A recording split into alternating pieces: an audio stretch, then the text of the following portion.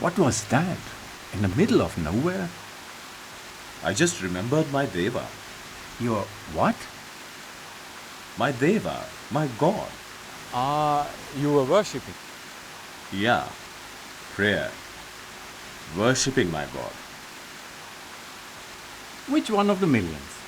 The god with the trunk, the god with the tail, or the goddess with the long tongue? You know, we have our God, and each one of us also has our personal beliefs. Personal God and millions of gods. There seems to be a problem.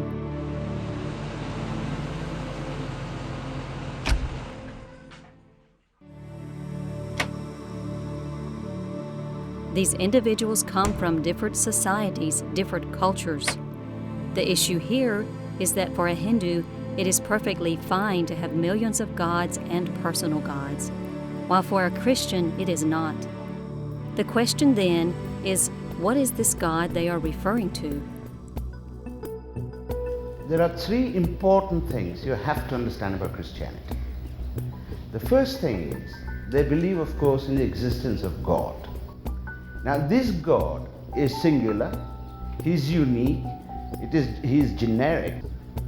Now, the second thing you have to understand is that if you believe in other gods, the Christians knew, for example, and so did the Jews, that other nations and other people worship different gods. So if you worship these other gods, said the Bible, or believe the Christians, you will go to hell. And why is that? Because these other gods are false gods. They're false in the sense that they're followers of Satan, who rules over hell, and this is the place where all damned souls go to. And which soul is damned? Well, every soul that does not worship the true God. And the third point, which is of importance, is the idea of what we call the universality of religion. And it's basically this, that when Adam and Eve, the forefathers of humanity, were cast out of paradise, the idea is that God implanted a sense of divinity in each and every human being who was to come after the casting of Adam and Eve out of paradise. Now, this belief that Christianity has was not a result of any kind of deep anthropological fieldwork into human communities, but something which they derived out of a theological belief that in the heart of each human being there is a sense of divinity.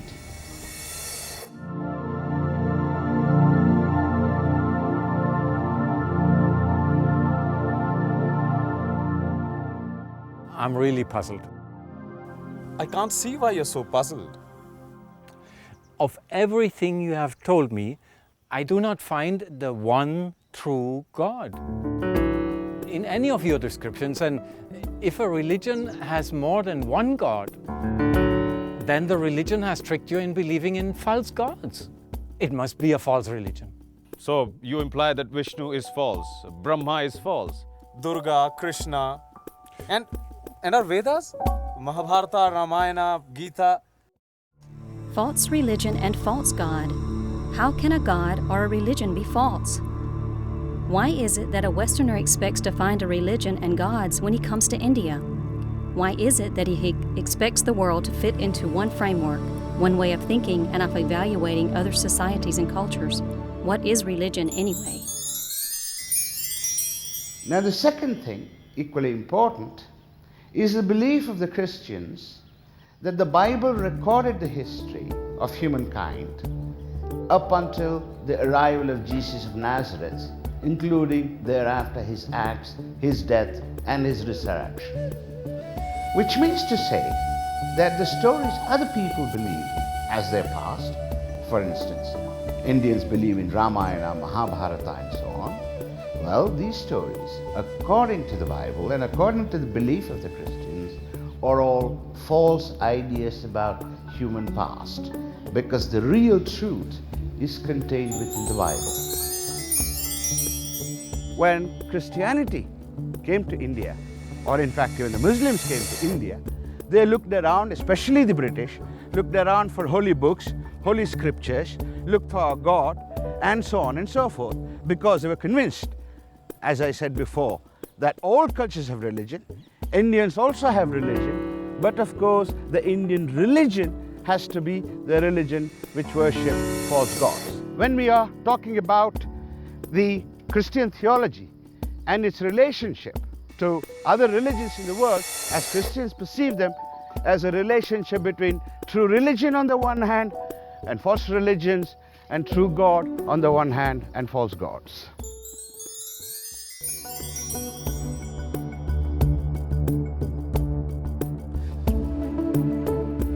When I say Devi Devta, you don't understand what I'm saying.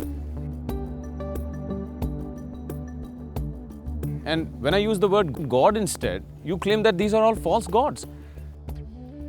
You're telling me that all my previous generations were tricked for all these thousands of years. Do you know how ridiculous this sounds?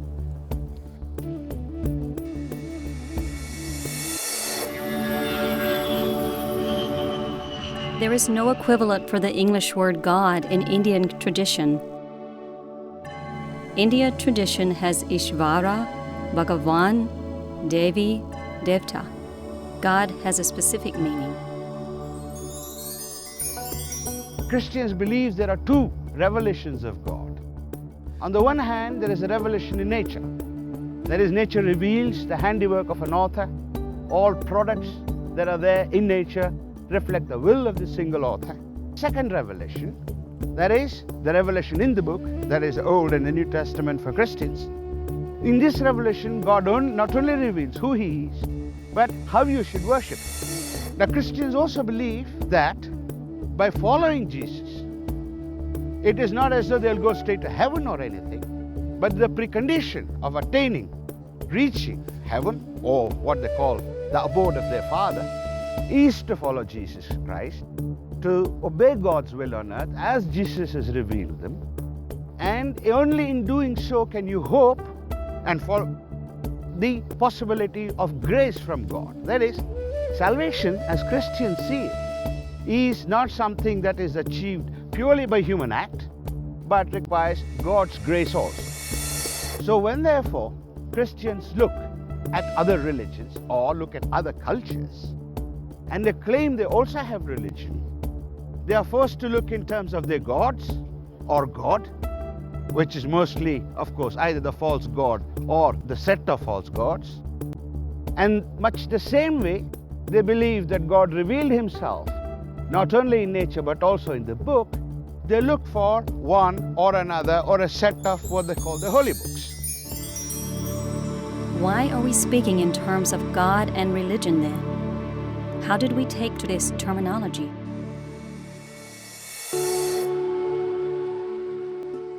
Indians are basically children of two colonialisms. The Islamic colonialism and the British colonialism. Often today, one doesn't speak of Islamic colonialism, but of Mughal rule. But both the British and the Muslim Mughal rule share two things in common, which is known to us, and something much more, the third one, which I'll talk about, which makes them colonialisms. They conquered our nations, our people, our territories, extracted revenues from us, inflicted pain and violence on us.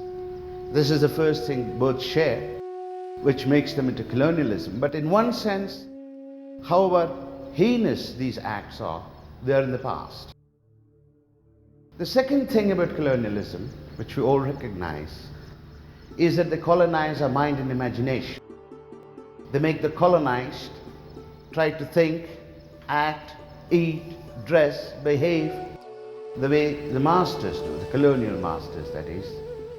But in some sense, even that is in the past, even though some of the food habits, some of the ways of talking, behaving, language, etc., has remained within India and amongst the Indian people and culture. But neither of the two taken in itself is what makes colonialism hideous, horrendous, but because of the existence of a third thing, namely colonial consciousness. And it's very important to understand what colonial consciousness is. It is a process which hinders access to experience. That is, the colonized first act as though they see things, entities, and facts in the world which in fact do not belong to them, which do not belong in their world, social world or cultural world. They use the language, the idiom, the thought of the colonizers to describe what they think exists in their society, but which do not.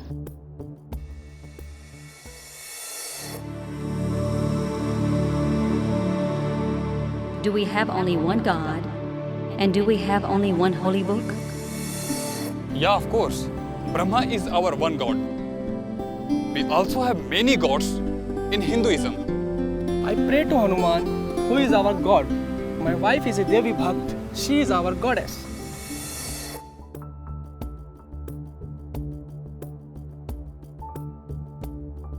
When Indians, for example, start using Western categories to describe Indian traditions and Indian culture, what they do is, as I already said, they falsify the experience they have, and they fail to access their own experience. When British Protestantism confronted Indian traditions, Indian religions and Indian culture, they found that, of course, Indian gods were false gods, and therefore Hinduism was an immoral religion and Indians were immoral. Now, one of the typical responses that Indians had was to show, or at least try to show, that Hinduism was also a proper religion, Hinduism also had its moral codes, Hinduism was also respectable, or basically that Hinduism could be accepted by a God-fearing British Protestant missionary. Further, they started manufacturing commandments, the so-called 10 Commandments. And today, for example, when the Indians go to the United States and try to form their associations and so on, it is the same reflex. They want to show, look, we also have the same kind of moral rules that British have, that Christians have, that Jews have, and so on. So what Indians should stop doing is, in fact, not to manufacture these kind of moral commandments. Stop trying to demonstrate the truth that our religion, meaning so-called Hindu religion, is at least as good, if not inferior or better, whichever way one wants to look at it, compared to, or inferior or better than, Christianity, Judaism and Islam. But however, this tendency of wanting to transform Indian traditions into variations of religions is something born out of colonial consciousness and born out of a desire basically to deserve or to get or to, in some senses, become respectable in the eyes of Western and European contemporaries. Now, as long as we persist in trying to delude ourselves into believing, into accepting the truth of what Europeans say, I think there is no end to it.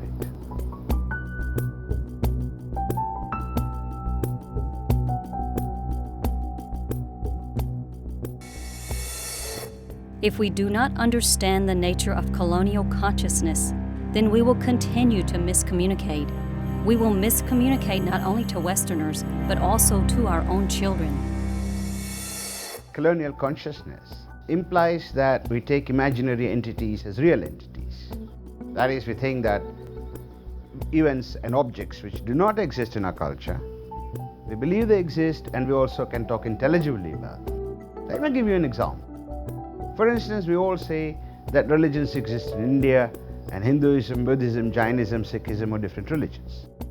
When you speak to other people, especially in your local languages, vernacular languages, you normally don't use the word dharma to speak about these things, even though now and then it's used, especially in the last 100 years.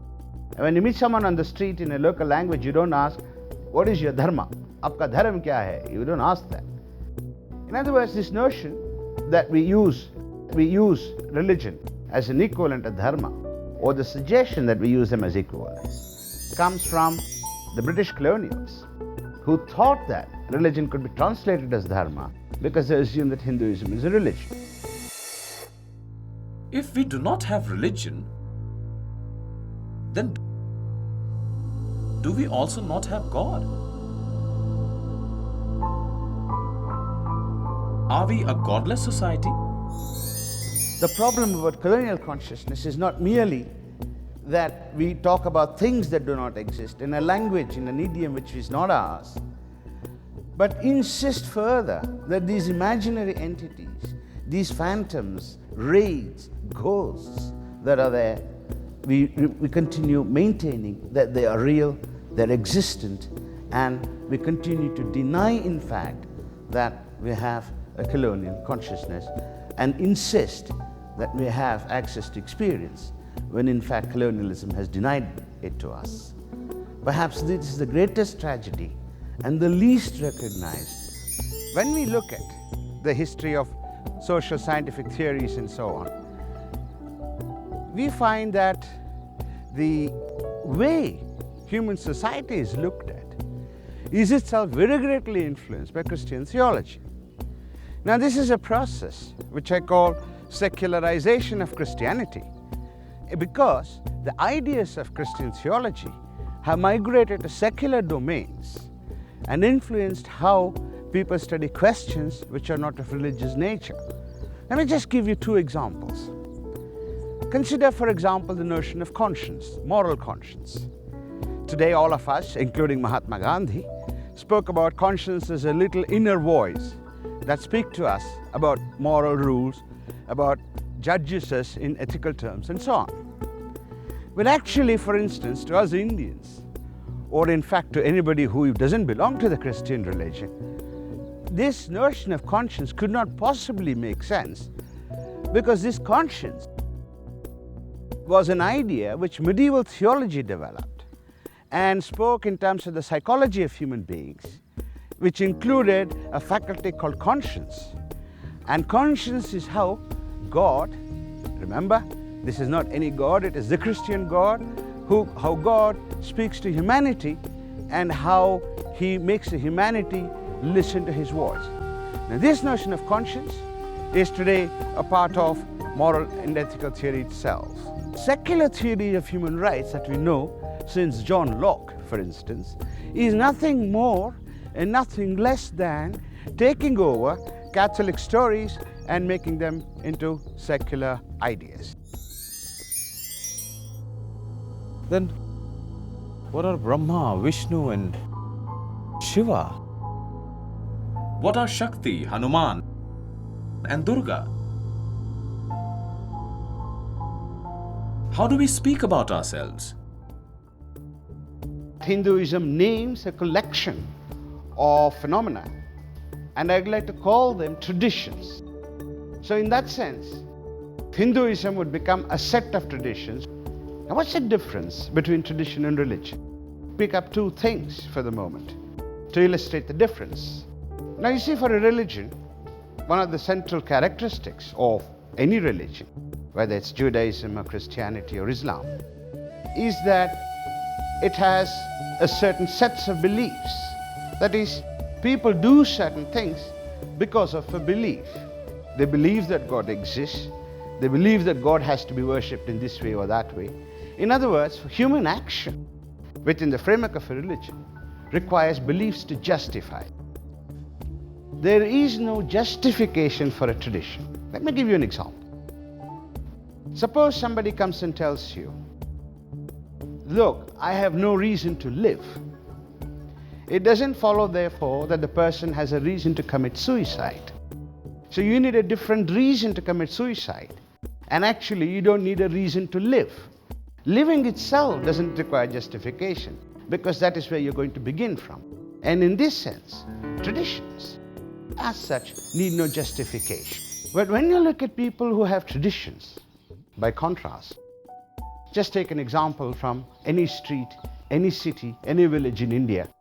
Your neighbor could be someone who goes to Kali's temple, someone who goes to Rama's temple, someone who goes to Ganesha's temple, and you yourself might be visiting Vishnu's temple, but actually whose temple you go to, or you might even have friends who go to no temple at all, refuse to participate in festivals, or may call themselves Buddhists, but with respect to their beliefs, you have, if you like, an attitude of indifference. That is to say, tradition inculcates a particular kind of tolerance, again, particular kind because it is an expression of indifference towards difference amongst those who have traditions.